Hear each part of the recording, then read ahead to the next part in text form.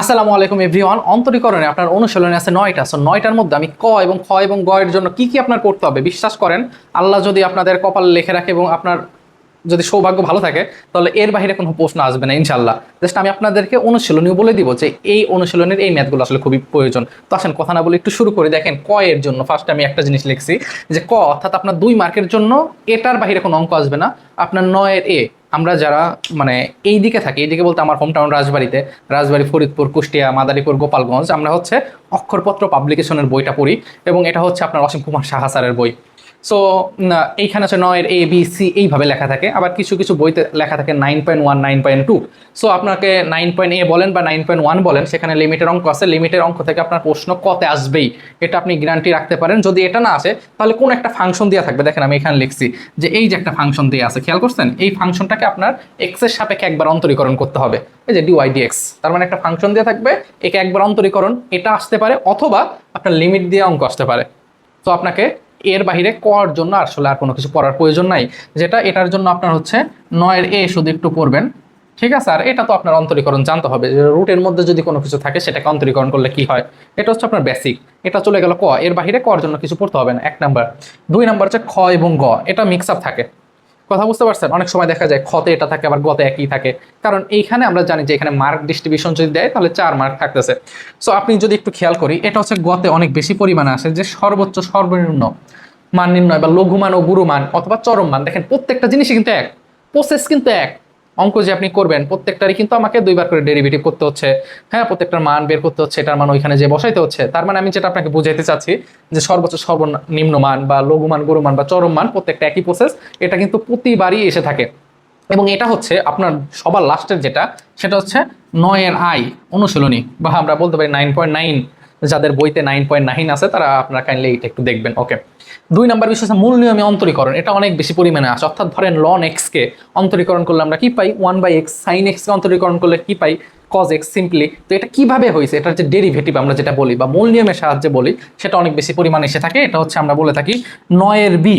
হ্যাঁ, 9-এর বি আপনি অনুশীলনটা দেখলে একটু কাইন্ডলি বুঝতে পারবেন। হ্যাঁ, আচ্ছা, এরপর আসে দেখাও যে, এটা অনেক বেশি পরিমাণে আসে, দেখাও যে বা প্রমাণ করো যে এরকম কোন একটা ফাংশন দেওয়া থাকবে, সেই ফাংশনকে আপনাকে ডেরিভেটিভ করতে হবে, সেটাকে আপনাকে 2বার করে অ্যাটলিস্ট ডেরিভেটিভ করতে হয়। এই যে দেখেন y2, দেখছেন y2, প্রত্যেকটাই y2, প্রত্যেকটাই y2। তার মানে এমন কোন একটা ফাংশন থাকবে, সেটাকে প্রথমে একবার ডিফারেন্সিয়েশন করবেন, করে অনেক সময় রুট থাকলে আমরা সেটাকে আড়াআড়ি গুণ করে বাম পাশে নিয়ে যে রুটটাকে ভ্যানিশ করে বর্গ করি, মানে সেটা হচ্ছে আপনি জানেন যে জিনিসগুলো আপনারা করছেন। হ্যাঁ, এই যে সাইন এক্স থাকতে পারে, কজ এক্স থাকতে পারে।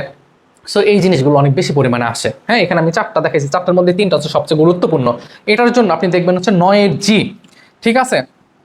9-এর জি অনুশীলনী, আপনি 9-এর জি যদি আপনি বইটা একটু খুলে দেখেন, দেখবেন যে এই টাইপের প্রশ্ন অনেক বেশি পরিমাণে আসছে।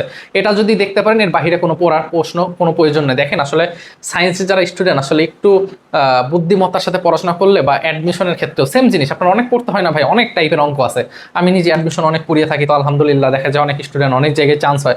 সো অনেকেই আছে অনেক পড়ে, আসলে অনেক পড়েও আসলে অনেক সময় হয় না। এটা আপনার আশেপাশে দেখবেন, বলে যে কিরে ও এত ভালো স্টুডেন্ট, কোথাও চান্স পায়নি। এটাই হচ্ছে খেলা। অ্যাডমিশন তো আসলে কম্পিটিশনের বিষয়। ঢাকা ইউনিভার্সিটিতে 1800টা সিট, আপনাকে এখানে টক্কর দিয়ে আপনাকে টিকে থাকতে হবে, তার মানে সব আপনার পড়ার প্রয়োজন নাই। তো একইভাবে অ্যাডমিশনে পাশাপাশি আপনি যে অন্তরীকরণ, এখানে বললাম প্রথমে বলে নিয়েছি অনুশীলনী আছে 9টা। তো আপনার প্রত্যেকটা তো প্রয়োজন হচ্ছে না, আপনি জাস্ট এই টাইপের অঙ্কগুলো একটু মনোযোগ দিয়ে দেখবেন যে অন্তরীকরণ 2বার অন্তরীকরণ। আপনি যদি অন্তরীকরণ না পারেন, আপনি যখন tan x এর অন্তরীকরণ যদি আপনি ভুলে যান, তাহলে তো আপনার সমস্যা।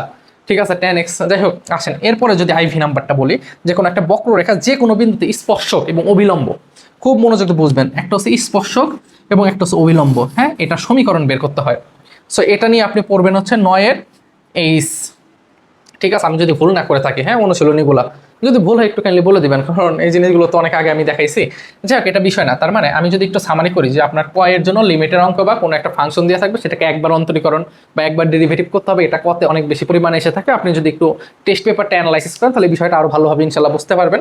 আর খ এবং গ এর জন্য সর্বোচ্চ বা সর্বনিম্ন বা লঘুমান, গুরুমান এটা আসে, বা কোনো একটা আপনার দেওয়া থাকবে যে মূল নিয়মের সাহায্যে অন্তরীকরণ কিভাবে করে সেটা, এবং দেখাও যে বা প্রমাণ করো যে কোন একটা ফাংশন দেওয়া থাকবে, সেটাকে ডেরিভেটিভ করে এটা আপনাকে প্রমাণ করতে হবে। দেখেন আসলে পড়াশোনা হচ্ছে একটা আর্ট। হ্যাঁ, দেখা গেছে এমন হয়েছে কোন একটা ফাংশন আপনি প্রথম 3 লাইন লিখছেন, পরে আর পারতেছেন না, তখন কি করবেন? এই প্রমাণ করো যেটা দেওয়া আছেন এটা সবার নিচে লিখবেন, এটার উপরে মাঝে 2 লাইন লিখবেন। কথা বুঝতে পারছেন যে এটার উপর থেকে কিভাবে হয়? যেমন এইখানে দেখেন গুণ করেন, তাহলে এটা গুণ করলে যেটা হচ্ছে y2, 4x²y2, ঠিক আছে, এই উপরে 2-3 লাইন লিখবেন, আবার প্রথম থেকে 2-3 লাইন লিখবেন। এখন আপনি তো পারতেছেন না, মাঝে আপনার মন যেটা চায় সেটা লিখবেন। আবার মন যা চায় মানে এইটা না যে ম্যাথের মধ্যে বাংলা কথা লিখে দিলেন রচনা, বিষয়টা এমন না। ক্যালকুলেশন টার্মটা একটু লিখবেন এবং লাস্টে অবশ্যই লিখবেন যে হ্যাঁ প্রমাণিত, আপনার প্রমাণ হয়েছে। না পারার কিছু পারাটা আসলে ভালো। ওকে, আর এই বক্ররেখা এবং এই বক্ররেখা দেওয়া থাকে, মানে কোনো একটা ফাংশন বক্ররেখা দেওয়া থাকে, সেটার স্পর্শক এবং অবিলম্বের যে ইকুয়েশনটা আছে সেটা আপনাকে বের করতে হবে। সো অন্তরীকরণ সাজেশন এতটুকুই ছিল। ইনশাল্লাহ আমরা ডে বাই ডে প্রতিদিনই আপনাদের একদিনে 3-4টার উপরে ভিডিও আসবে। সো অবশ্যই চ্যানেলটা সাবস্ক্রাইব করে রাখবেন এবং অ্যাডমিশনের পুরো মৌসুম জুড়ে ইনশাল্লাহ আমি থাকবো। সো আপনার সৃষ্টিকর্তার উপরে আপনি হতাশ বা নিরাশ হওয়ার কোনো প্রয়োজন নাই ইনশাল্লাহ, সে অবশ্যই ভালো কোনো কিছু লিখে রাখছে। সো আপনি আপনার আত্মবিশ্বাসটা নিজে ধরে রাখেন, আশা করি ভালো কিছু হবে ইনশাল্লাহ। আসসালামু আলাইকুম।